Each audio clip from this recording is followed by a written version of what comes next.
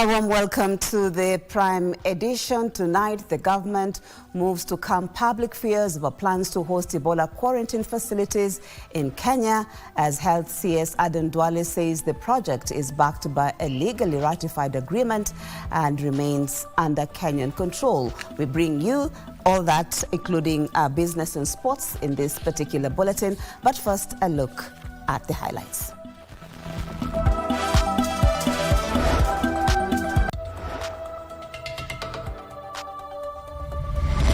The agreements were therefore approved by the cabinet then in April of 2016. In defense of the Ebola quarantine facility, Duale says it was an agreement with the US signed in 2015 and ratified by Parliament.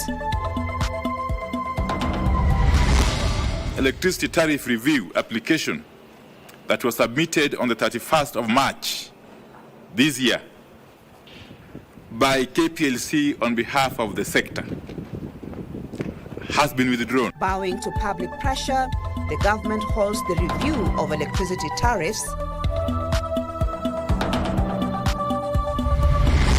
So I will allow the investigators a period of 21 days to conclude investigations. The 4 suspects will be detained at the Nakuru Children's Remand Home. Justice on cause. 9 minors suspected of arson in the Utumishi school tragedy to be detained for 21 days.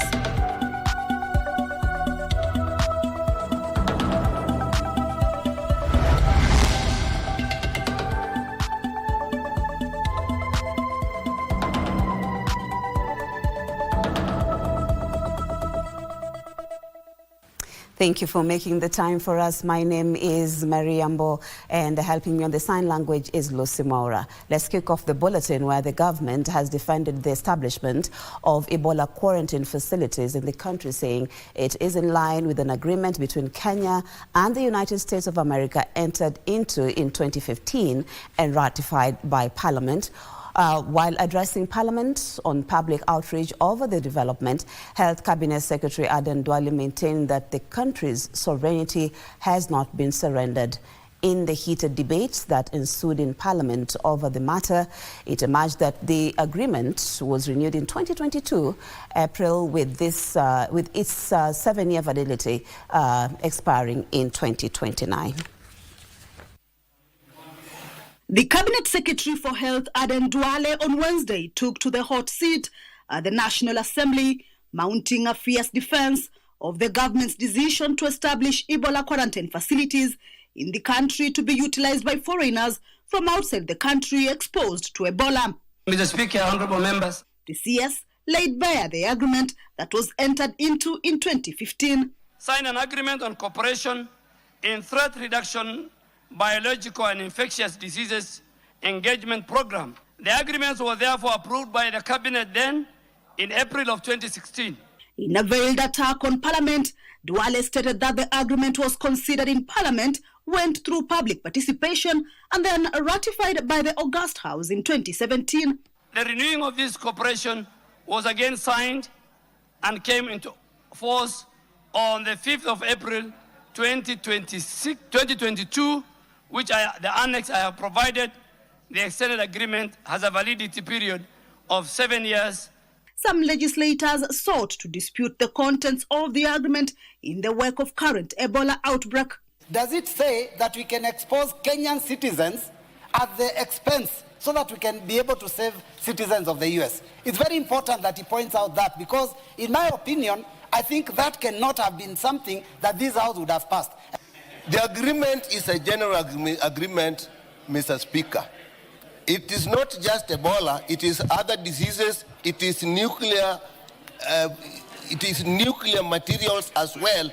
Honorable Speaker, is it in order for the chair of the Health Committee to mislead the House and the nation that in those 2 agreements, which I have here and which I've read, there's a clause that provides for the establishment of an isolation and treatment center in case of any outbreak of Ebola or any other disease? There's none.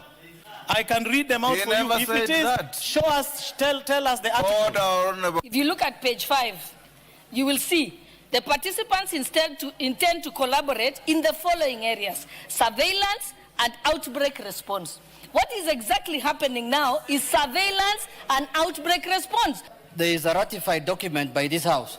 The Speaker, members should take very serious when the Speaker is putting a question. Of as many of that opinion say, you just say, you don't know you're ratifying something that's going to bring a disease. So be careful next time. According to the CS, the agreement expired and was renewed in 2022, giving it another 7-year lifeline. In the approval by the House, did they therefore mean automatically that then when the cabinet then renewed, that extended the approval granted by this House? Now that Kenyans have spoken loudly and clear that the context has changed and we do no longer want this center, what is his recommendation? Does the wishes of Kenyans become irrelevant, or can dynamic Kenyans think, once something is passed in this parliament, it's passed in heaven? The CS argued that the country was therefore simply fulfilling its obligations as a player in global health security.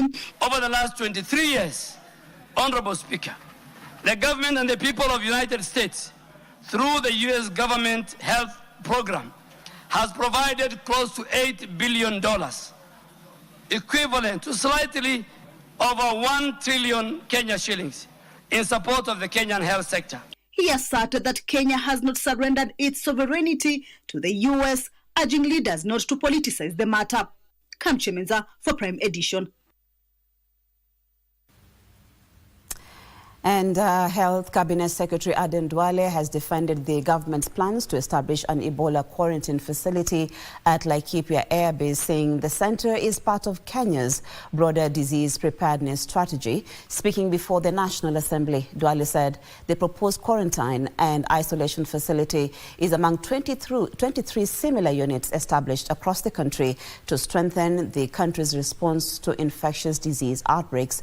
According to the CS, the facility will be jointly managed by the government of Kenya and the Kenya Defence Forces under the command of the Air Force Commander, the Base Commander and the medical personnel from KDF, working alongside officials from the Ministry of Health. Appearing before Parliament, Health Cabinet Secretary Aden Duale defended the government's Ebola preparedness measures, saying isolation and treatment facilities established across the country are intended to protect all people within Kenya's borders, regardless of their nationality. They are not exclusive facilities. They are not facilities reserved for any nationality.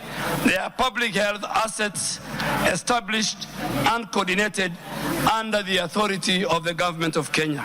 Duale noted that Kenya has hundreds of security personnel on peacekeeping mission in the Democratic Republic of Congo, in addition to several other Kenyans living and working in Ebola-affected regions, particularly Uganda and the Democratic Republic of Congo, who could potentially be exposed to the disease and require quarantine or treatment upon returning home.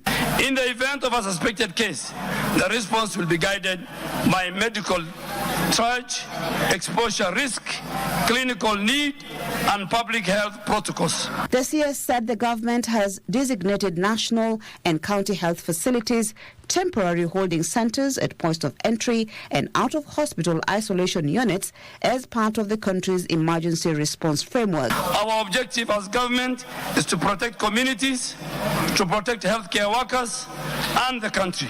Whereas no Ebola case has been reported in Kenya, surveillance, screening, laboratory testing and emergency response systems have been heightened to prevent any potential outbreak. Meanwhile, 60 of Africa's most senior health officials met virtually on Wednesday in a meeting chaired by Kenya's Principal Secretary for Public Health and Professional Standards, Mary Muthoni. Discussions focused on the challenges slowing containment efforts, including inadequate contact tracing, porous borders, weak surveillance systems, and limited access to medical resources needed to respond quickly to outbreaks. Understanding to strengthen the border and having strategic stockpiles of the supplies, it needs resources. International communities have already actually committed to an extent. WHO also has released actually its own funds. We have now other resources from other donors, including the Gates Foundation, including the World Bank. However, amid the concern was a shared determination to act. Kenyans will continue to pay the current retail electricity tariffs after the government halted the review of electricity tariffs following widespread public and stakeholder uproar. Energy Cabinet Secretary Opiyo Wandayi has said the current tariffs shall remain in force and unchanged unless otherwise lawfully reviewed in accordance with the Energy Act and the applicable procedures. Wandayi says the decision was reached following consultations within government and engagements with key stakeholders across the energy sector. Trevor Ngendo with that report. In March this year, Kenya Power submitted an application to the Energy and Petroleum Regulatory Authority for a review of electricity tariffs for the period between 2026 and 2029. The energy retailer quoted fluctuating monthly electricity bills driven by fuel cost charges, foreign exchange adjustments and other statutory levies. The utility had argued that the review was necessary to support investments in the power network, improve reliability and ensure the long-term sustainability of electricity supply. However, the request attracted a lot of public and stakeholder backlash, with manufacturers and service providers warning of a spike in the cost of goods and services in the country. The retail electricity tariff review application that was submitted on the 31st of March this year by KPLC on behalf of the sector has been withdrawn. Today, the government has announced a change of heart, citing the need to protect Kenyans from the higher cost of living. This decision reflects the need to buttress a sustainable energy sector while protecting households, businesses, and industries from possible cost escalation. Any review of electricity tariffs is subject to a clear legal and regulatory process. Energy Cabinet Secretary Opiyo Wandayi says, as a result, current retail electricity tariffs will remain unchanged, with the government assuring consumers and businesses of continued access to electricity services under the existing tariff structure. Every time the lights go on, it comes at a cost. But for now, Kenyans will keep the lights on at the current rates, as the tariff review is withdrawn and the status quo maintained. Trevor Ngendo for Prime Edition, Nairobi. Well, and that story by Trevor Ngendo brings us to our first break on the Prime Edition. We'll be back with more news.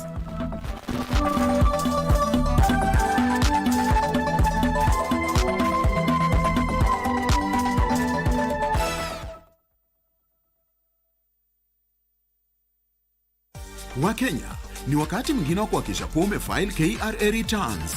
Je, uko rada una challenge yoyote? Usiwe na shaka. KRA wakishirikiana na KBC Channel 1 wanakuja hapo ulipo kusaidia kufile returns na kulipia ushuru wako. Jiunge na msafara wa KRA Roadshow, uwe fiti mambo ya returns. Ijumaa tarehe 5 mwezi Juni, tutazuru eneo la Eldoret kuanzia Cheptiret, Ngeria, Annex, Naiberi, Kipkorgot Junction, Sogomo, Moiben, Moisbridge, Soi, Juakali, Maili 4, Huruma, Eldoret City, Langas na baadaye Kapseret. Tarehe 30 Juni iko mlangoni. Usingoje hadi dakika za mwisho. File KRA returns mapema. Ishi bila stress. Jijue, jibeta. KRA, tulipe ushuru, tujitegemee. Welcome back to Semana Spokes from Nagamba. Semana Spokes is the platform where Wananchi engage, query the government, and the government responds. It's your time to be informed. Don't miss Bonga Nagava every Thursday at 8 p.m. only on KBC Channel 1. Semana Spokes.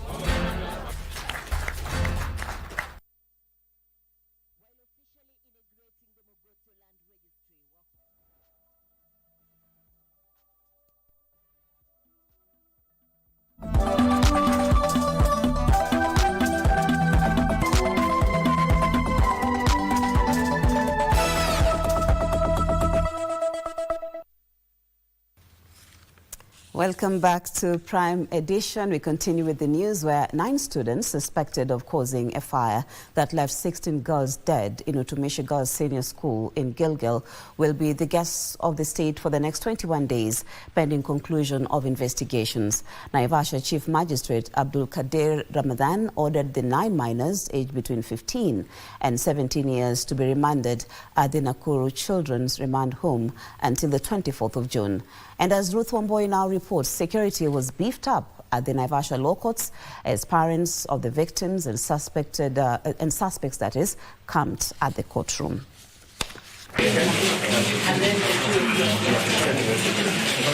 Tension gripped a court in Naivasha on Wednesday afternoon as parents of both the girls who died in the Utumishi school in Fano and those accused gathered for the bail ruling. In his ruling on the 30 days detention of the suspects sought by the prosecution, Naivasha Chief Magistrate Abdul Kadir Ramadan noted the prosecution had adduced compelling reasons. Then information comes through that the fire was not accidental. Rather, it was an act of arson, and by known persons identified by their colleagues. One can only expect their outpouring rage. It is not far-fetched that some have thought of revenge. It is the reason we have taken every measure as a court to ensure we conceal and protect the identity of the respondents. Ramadan termed the ruling as one of the hardest to balance in view of the constitutional rights of both the accused minors and the victims to bond and fairness. Every child is a unique and valuable human being. This is contained in that report, and as such, his or her individual dignity, special needs, interests, and privacy should be respected and protected. This also includes the victims in this particular incident. The magistrate further ruled that the incident had drawn public outrage and releasing the accused person could expose them to danger. So I will allow the investigators a period of 21 days to conclude investigations. I now allow the application. The 4 suspects will be detained at the Nakuru Children's Remand Home, and of course I expect that there will be measures put in place to ensure that they are safe while there. State Counsel Emma Bosire had informed the court that investigating officers had gathered evidence which incriminated the 9 and placed them at the scene of the incident. The matter will be mentioned on 24th of June 2026 for further orders of the court. Ruth Wamboi for Prime Edition. The United Opposition allied lawmakers have accused some leaders allied to the government, including top state officials, of being behind organized political hooliganism in perceived opposition strongholds. The MPs allied to DCP, Wiper and Jubilee parties want state officials to be apolitical and serve all Kenyans equally. However, former Cabinet Secretary Moses Kuria has distanced himself from the accusations of bankrolling violence in the Mount Kenya region. Political players allied to both the government and the opposition are trading jabs over those culpable for the rising cases of political goonism in the country. The United Opposition lawmakers, drawn largely from Rigathi Gachagwa's DCP, Uhuru Kenyatta's Jubilee, and Kalonzo Musyoka's Wiper Patriotic Front, allege that the violent incidents are not spontaneous, but rather orchestrated by their political rivals. Responsible leaders must exercise the utmost caution when deploying rhetoric that risks reviving old divisions or encouraging citizens to see one another as political enemies other than fellow Kenyans. The legislators, including DCP Secretary General John Medhu, Kitui Senator Enoch Wambua, and Embakasi West MP Mark Mwenje, also allege a targeted police crackdown on innocent demonstrators protesting against the high cost of living. The Constitution of Kenya 2010 protects freedom of expression. Article 37 protects the right to assemble, demonstrate, picket, and present petitions. Article 38 guarantees every citizen the right to make political choices, participate in political activities. Constitutional governance requires state officers to serve the republic rather than political parties and to place the public interest above partisan interests. Many Kenyans are experiencing high taxation, rising fuel cost, expensive electricity, uncertainty in healthcare.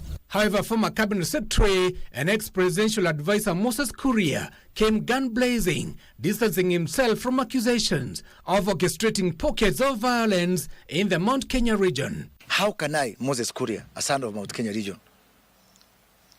organize for violence against my own people? How? How unfair would that be?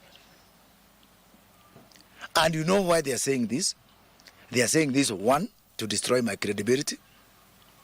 They have tried to brand me as a traitor, all sorts of possible among my people of Mount Kenya region. It has refused to stick. Now the latest bogeyman is on violence.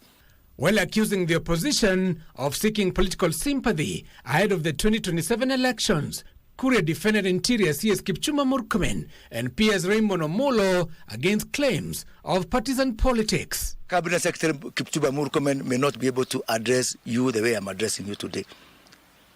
The very hardworking PS for Interior Raymond Omolo may not have time or even the space or the wherewithal to address you the way I'm addressing you today. So please kindly spare our public officers. Giverson Maina, Prime Edition. Giverson Maina reporting there. Let's look at matters tax, where 2.3 million taxpayers have filed their returns out of the targeted 5.7 million.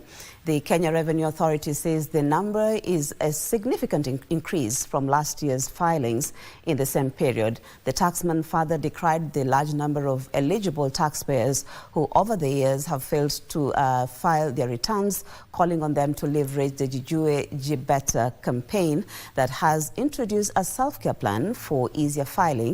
KRA, in collaboration with its media partner, the Kenya Broadcasting Corporation, has been undertaking a sensitization roadshow campaign across the country and was in Nakuru County on Wednesday for the second day, with stops in Free Area, Kaptembwa, Njoro, Elbagon, Molo and Mau Summit. The campaign moves to Kericho on Thursday, with Kenyans having until the 30th of June to file their annual returns.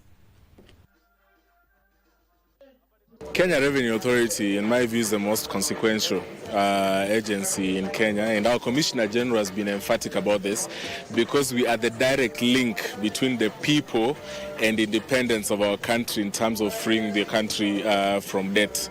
We have a revenue collection target, okay? And the deficit of that revenue collection target, can only be met by, we believe, can only be met by our taxpayers who come out patriotically to do their patriotic duty and pay taxes. But for the sake of this campaign, they're there to file their tax returns, and it's very, very easy. Actually, it's mandated by the law.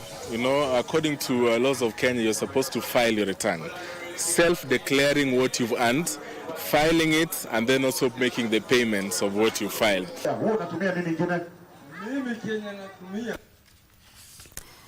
The Correctional Services Principal Secretary Salome Biko has decried continuous underfunding of prisons maintenance by Treasury. Appearing before the National Assembly Public Accounts Committee, Biko said the State Department has for the last 2 financial years been forced to operate under a rationalized budget, hence the deplorable conditions in various prisons due to lack of funds for maintenance. In the financial year 2025-2026, similarly, I concur with Senior Counsel that we were actually allocated a budget for maintenance. The same was rationalized to almost zero. And the development budget we had requested for 1 billion, the same was rationalized to 300 million. In this current financial year 2026-2027, we have requested Parliament to give us 1 billion. They have agreed. We hope the same shall be ring-fenced and we shall be allocated. The prison farms revolving fund and the prison industries revolving fund. Can those resources be used to support maintenance activities? Or what are the specific functions of those funds? Funds that are received under the prison enterprise. It's a completely separate entity whose funds are used for vocational training of the inmates. A land registry office has been opened in Mogotio, Baringo County, as the government moves to take services closer to the people. Lands Cabinet Secretary Alice Wahome said that the new registry will serve more than 20,000 residents in the area and will help decongest the Eldama Ravine office. While officially integrating the Mogotio Land Registry, Wahome said the new facility will help locals get land services in their locality and avoid costly travels to Eldama Ravine. Ile titles, parcels ya shamba ambaye tunaleta hapa ni 20,378 parcels. Files, title deeds, pengine unaweza kuwa na moja ama mbili, lakini ni kusema zaidi ya watu 20,000, karibu 21,000 watapata huduma, karatasi zao, documents zao, records zao ziko hapa. Principal Secretary Lands and Physical Planning Nixon Korir said the move was a milestone in improving service delivery, safeguarding land rights and empowering citizens through secure land ownership.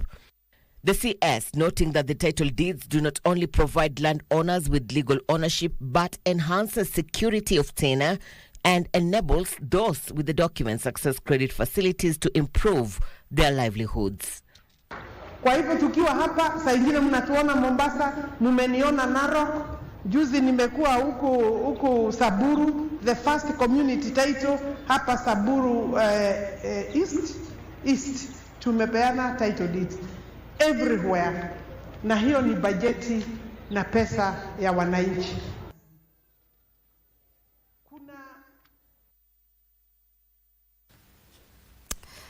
Now to the scales of justice, where the High Court has declined a petition seeking to compel the government agencies to produce missing security analyst and former military officer Mwenda Mbijiwe.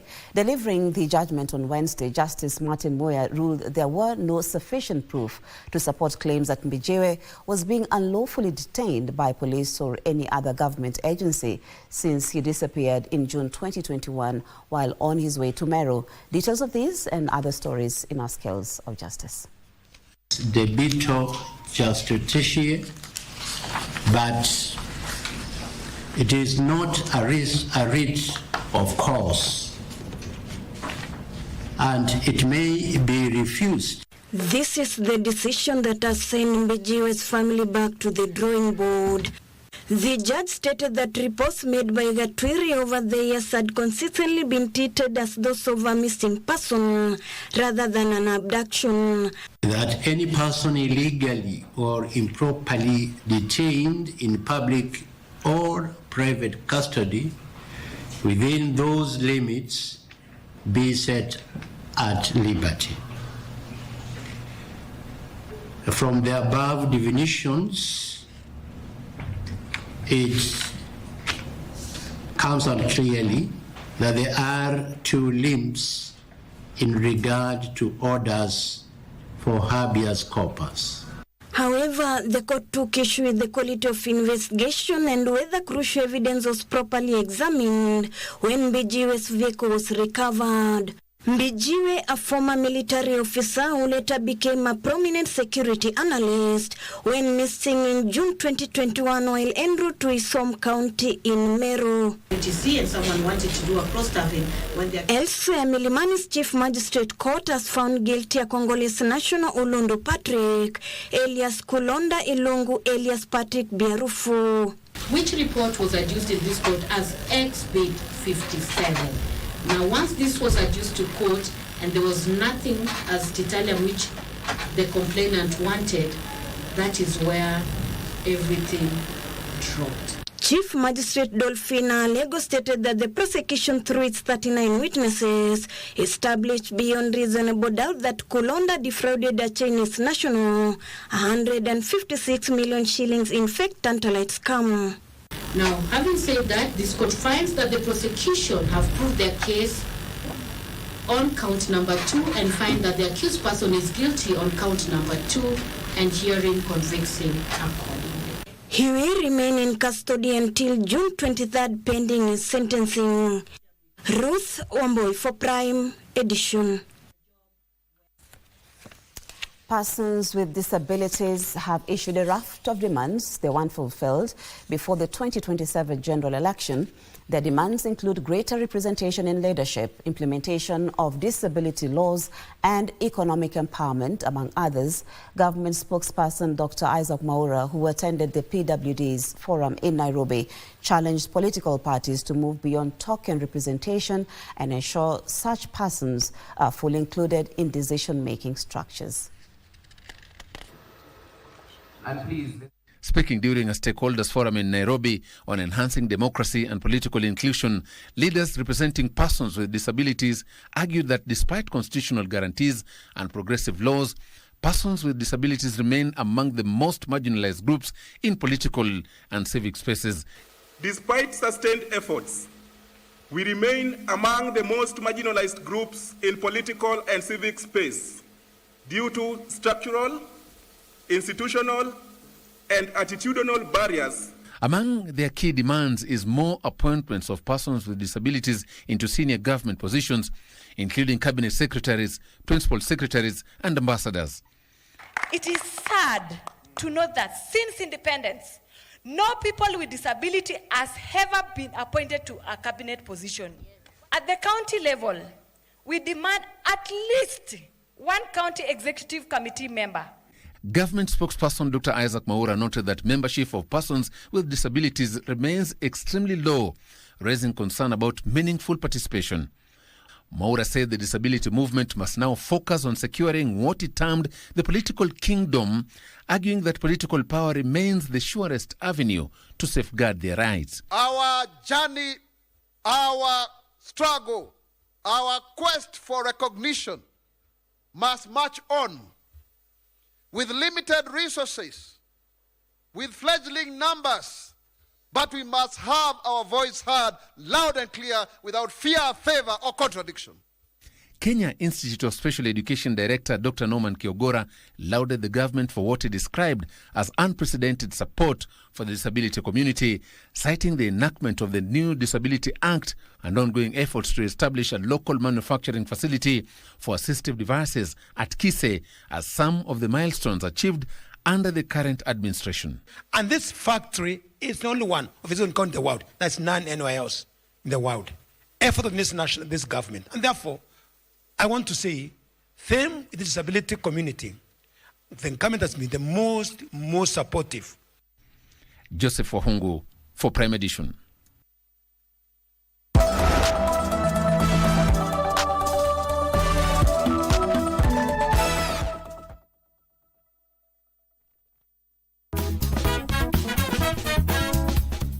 Looking for sisterhood, craving solidarity, ready for a space where every woman belongs? Then Dada's Show is the show for you.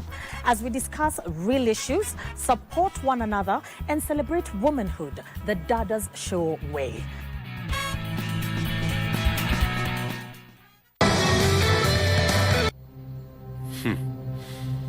Who are you really? Who I am isn't important. What's important is that you keep in mind what I've said about the pagoda tree. I think I know how to get you to talk. I assure you, nothing I've said is a lie.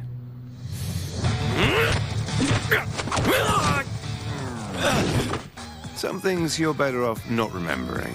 What happened here fits the bill.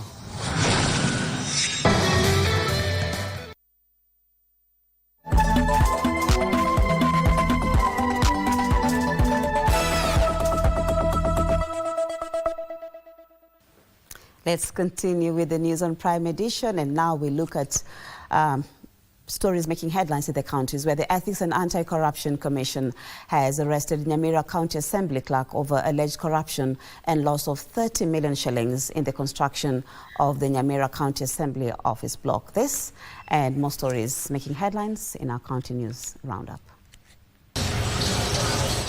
The Ethics and Anti-Corruption Commission Regional Manager Alfred Machuga said the County Assembly of Nyamira, through the clerk Duke Simeon Onyari, had awarded a tender for construction of its office block to Jetta Builders, despite it being the lowest evaluated bidder. We managed to arrest the clerk who has been on the run. They have gone to several courts seeking anticipatory orders. They have actually been trying to avoid the court process, but as we normally say, serikali na nini ina mkono mrefu. Meanwhile, low turnout was witnessed in Kiambu County as the National Assembly Departmental Committee on Finance and National Planning conducted a public participation on 4 proposed key bills before Parliament, among them the Finance Bill 2026. If the bodies that have been given to collaborate with the government, if they don't reach out to the communities, then the government needs to incorporate community-based organizations. Elsewhere, Bomet Governor Hilary Barchok has launched a county-wide deworming program targeting 350,000 children under the age of 14 years. We will be doing this exercise within our primary schools initially, because that is where we have, and also within our facilities in the county. So today we have been able to flag off distribution of drugs to all the 5 sub-counties. Separately, journalists in Turkana County claim to have been threatened by traffic police while probing a case on a family claiming the mysterious death of a loved one. Kama media, kazi yetu ni kuweza kuinform the public kile ambacho kinaendelea katika ulimwengu. Kwa hivyo wakati ambapo tunapewa threatenings, hiyo inagandamiza uhuru wa wanahabari katika kaunti hii ya Turkana. In Kilifi County, conservation of the River Sabaki ecosystem got a boost with the planting of 5,000 mangrove seedlings in Moi village. The mangroves are more important kwa ecosystem because they are good carbon sinks, and also they protect the marine environment. So I think planting mangrove is just a good initiative, and everybody else should take up the initiative and do something about the climate change crisis. And direct us. On crime, the Kenya Union of Post-Primary Education Teachers in Meru County has demanded a thorough probe into the death of one of its members who had been missing since the 23rd of December 2025. We are calling upon the investigative officers to speed the investigation to make sure that the person who is responsible, no matter the political caliber, no matter the connections, no matter the situation, if it is an issue of taking our teacher alive, then it should be looked at, and we'll be demanding for thorough investigations. Finally, the government, through the National Fund for the Disabled of Kenya, has donated equipment and cash grants worth 20 million shillings to people living with disability and people with disability institutions in Eastern Region. Maandamano ya siku za usoni ambayo yanalengwa na yamepangwa mahususi kuhujumu biashara, kuvuruga amani na usafiri, bila shaka ni hujuma ambayo inawazuia wananchi, walemavu na wengineo kushiriki shughuli ambazo wanazifanya za kujichumia uchumi na kutafuta riziki yao. Nitaenda nitafute kijana aende afanye kazi nayo ili istepu financially yangu kidogo. Joy Naomi, Prime Edition.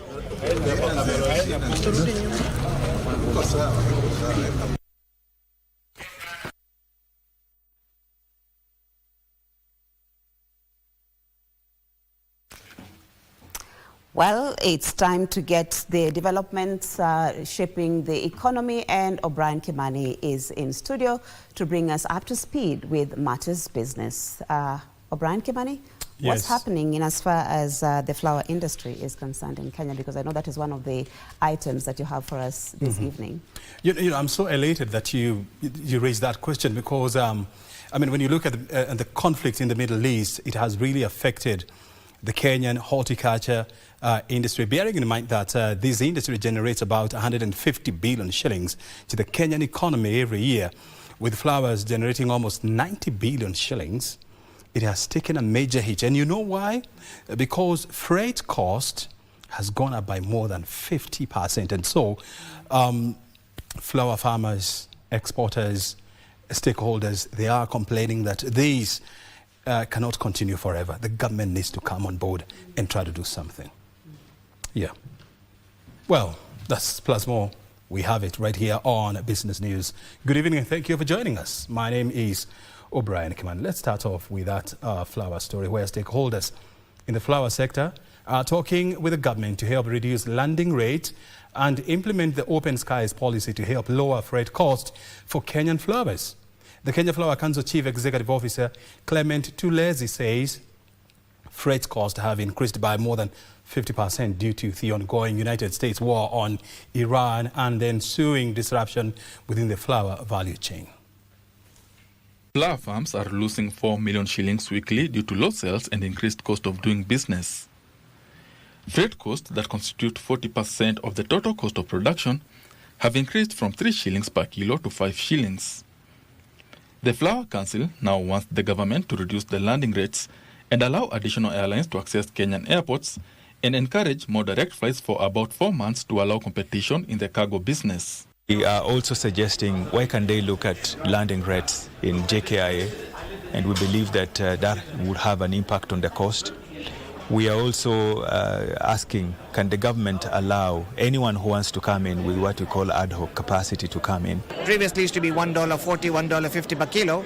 Now it's $2.50, $3 to Middle East and $5 to $6 to Amsterdam, for instance. So the problem is, one is availability, second is obviously the cost of air freight. Flower farms are also searching for additional markets and holding talks with international buyers on better pricing for Kenyan flowers. But we have our buyer associations that as Kenya Flower Council we are part of that are helping us to negotiate with the buyers. We have forums where we really talk about this. To offset freight cost, flower farms have been encouraged to be creative in packaging to reduce weights and also seek partnerships in global logistics. Has developed very simple ways of packaging, very light, carton-based. They are produced here. And these kinds of technologies can help reduce the costs of the farmers, of the operators in the field of flowers and agriculture. The National Treasury has been encouraged to speed up tax returns that amount to over 10 billion shillings to increase liquidity in the flower subsector. So why is this money not given back to us? So it's slowing us down. At the operations, we cannot expand, we cannot meet what we call liquidity, we cannot meet the day-to-day operations on the farms. Benson Rioba reporting for Prime Edition.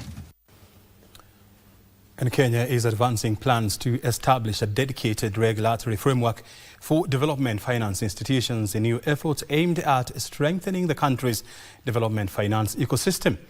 Kenya Development Corporation Director General Nora Ratemo says a predictable and coherent regulatory environment is key to strengthening the credibility and long-term sustainability of institutions supporting the development agenda. Development finance institutions play a critical role in financing sectors that often struggle to attract adequate funding, including infrastructure, manufacturing, agriculture, housing and small business development. This has prompted the Kenya Development Corporation to convene a high-level meeting gathering government officials and chief executives from development finance institutions and financial sector stakeholders. Speakers at the meeting said as Kenya pursues industrialization, export growth and climate resilience, there is need for stronger development finance ecosystems to support longer-term economic transformation. Most regulators, and this is where your DFI would need to emphasize on this. As much as your regulators come to regulate this sector, it's important for this DFI mandate to be highlighted. DFIs, ideally, you should not be crowding out the private sector. DFIs are here to resolve market failures. And central banks have to apply that lens when they're doing your supervision and regulation so that ideally they enforce that practice. Development financial institutions currently operate without a dedicated legal and regulatory framework, which has contributed to fragmented oversight and governance inconsistencies across the sector. We want to standardize how we carry out our operations, how we are regulated in terms of capital adequacy, in terms of various reporting structures.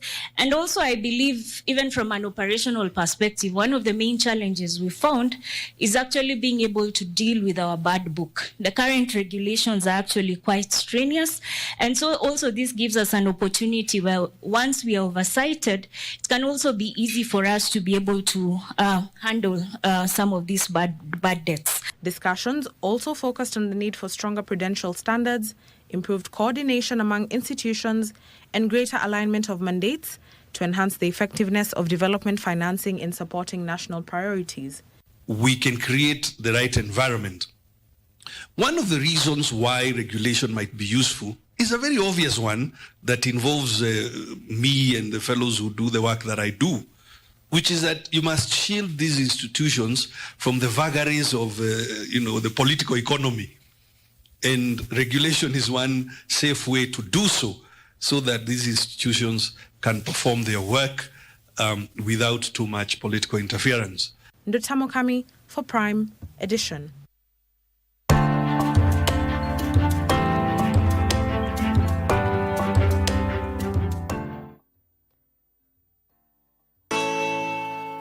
We do not have a special society, so it has to start with us. We still have a large number of people who doesn't know the rights of persons with disability. We still have a large number of people who are not exposed. Parents and guardians, they are still hiding persons with disability. Nimekuwa na challenge moja tu ya kumpeleka shule. Juu shule yenye ameitwa ni huko Kilimani. Ukimpeleka shule za huku wanakuambia wataki mtoto haoni. Juu ati tukimweka huko kwa class ni kumpotezea wakati. We want to get rid of those areas and the normal way people look at people with disabilities, the way they charge them.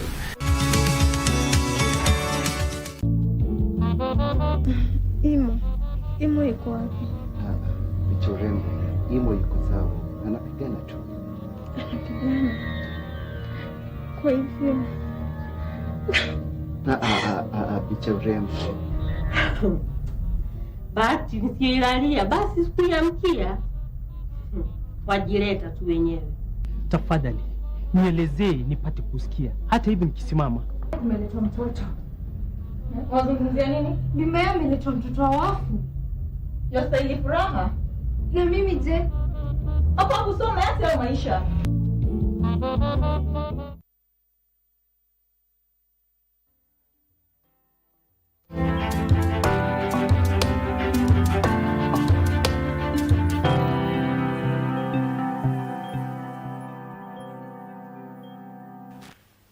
And still on matters financing, where Equity Group Holdings has signed a partnership agreement with the International Trade Center to boost trade exports as well as value addition, with an initial focus on coffee, leather and creative industries. Equity Group Chief Executive James Mwangi says the initiative will enhance access to financing by small businesses, market intelligence, training and international market opportunities. Mwangi says the program is being piloted in Kenya before expanding across East Africa.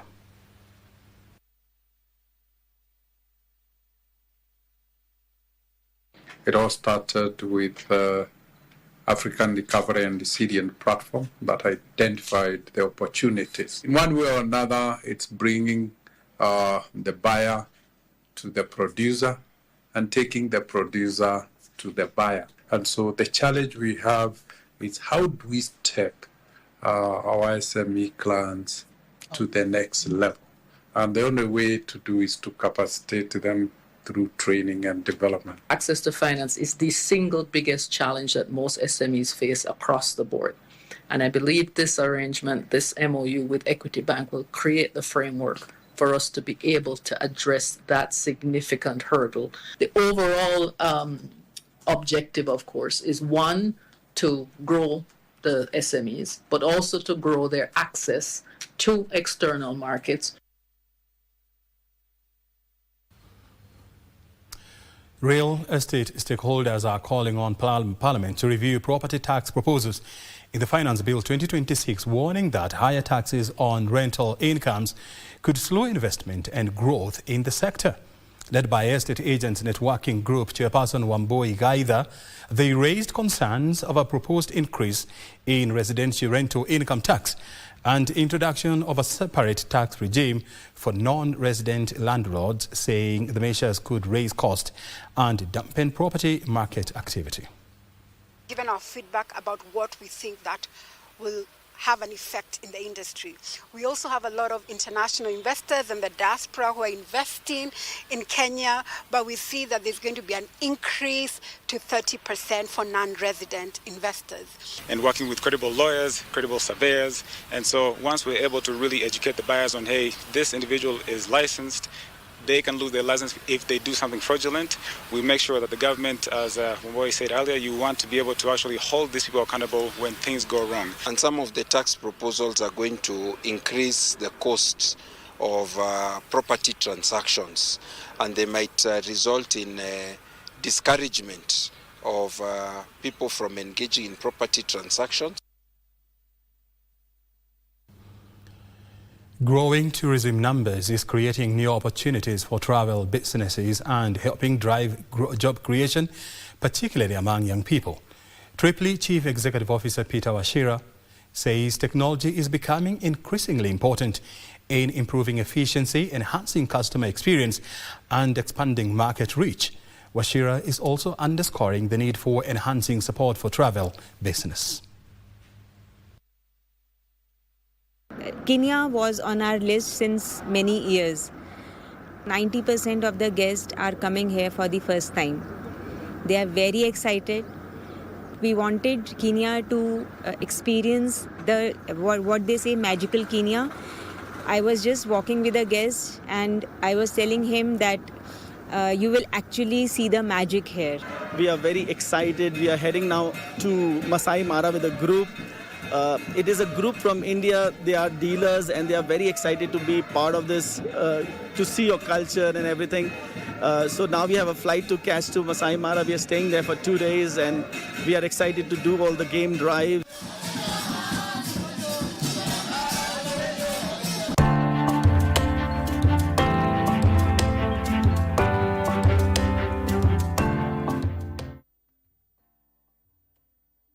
In a world where news is ever-changing, staying informed is more important than ever. Join us every week on News Check, your go-to show for the latest in current affairs, breaking news and in-depth analysis. A warm welcome to KBC News Check. From politics to global events, we bring you content that matter to you. We're not just speaking about the governance and how we want to see it, but want to actually participate.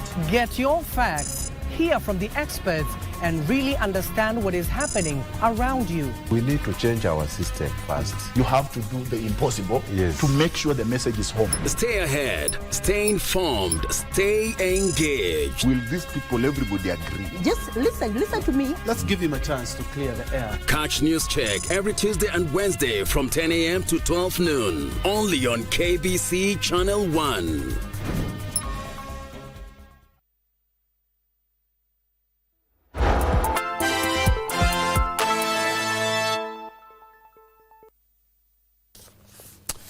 Definitely, it's time for sports news after going through and rolling you through the business world. And Bernard Okumi is on standby with the latest in the world of sports. Okumi, what do you have for us tonight? Plenty on the menu tonight, including the preparations for Starlets ahead of their friendly, and also the national men's soccer team, that's the Harambee Stars, also in South Africa for a series of friendlies, and so the forthcoming Diamond League. I'm Bernardo Kumu indeed, and let's begin with soccer, where Harambee Starlets are already in Zambia for the Four Nations tournament scheduled to kick off this Saturday. Now, Harambee Starlets will start their campaign against Zambia after Zimbabwe's opening match against Lesotho. The winners of the two fixtures will meet in the finals, while the losers will meet in the third place playoff next Tuesday on the 9th of June. Head coach Beldino Demba is boosted by the return of Emily Moranga and Vivian Chionzo to the national setup. The Four Nations tournament will be used by Kenya and Zambia to gauge their preparedness for the 2026 Women's Africa Cup of Nations, scheduled from the 26th of July to 16th of August in Morocco.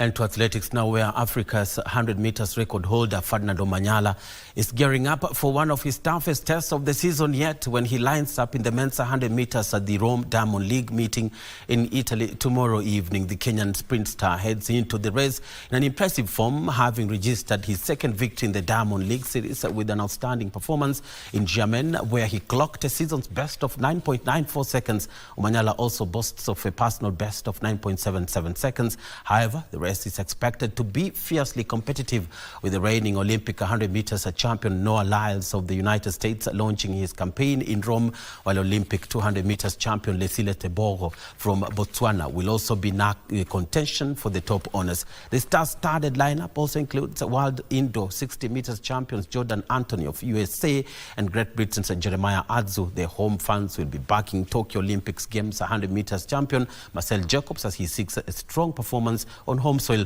The fourth leg of the 2026 Diamond League series will also feature six-time Africa javelin champion Julius Yego, Margaret Akidor, Caroline Nyaga and Purity Chepkirui, who will compete in the 5,000 meters race.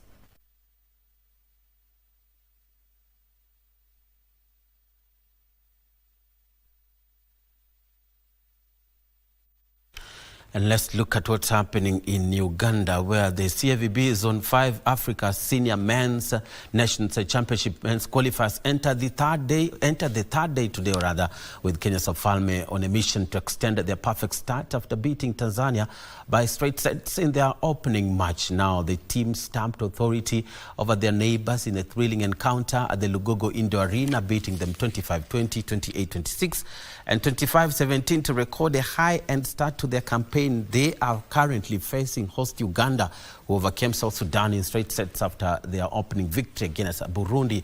Burundi, on the other hand, bounced back yesterday to beat Tanzania by 3-1 to register their first win. All the teams are fighting for one ticket to the Africa Nations Championship.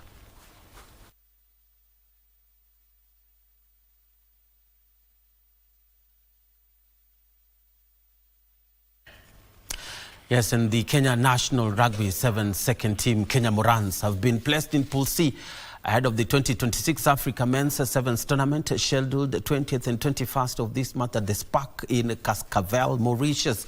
Now, Morans will face Zimbabwe, Burkina Faso and Morocco as they seek to improve on their fourth-place finish in last year's competition. Defending champions South Africa sit in Pool A, where they will take on Zambia, Nigeria and hosts Mauritius, while Pool B consists Madagascar, Uganda, Ghana and Tunisia. The tournament, which forms part of the celebrations marking Rugby Africa's 40th anniversary, will bring together 12 nations battling for the Continental Championship honors.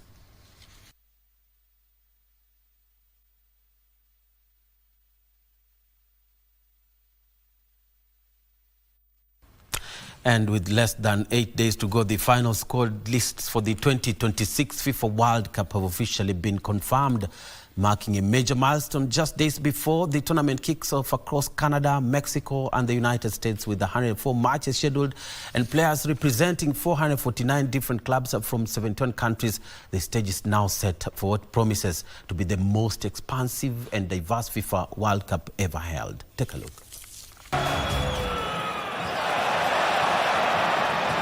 He's got the ground, he's got a penalty.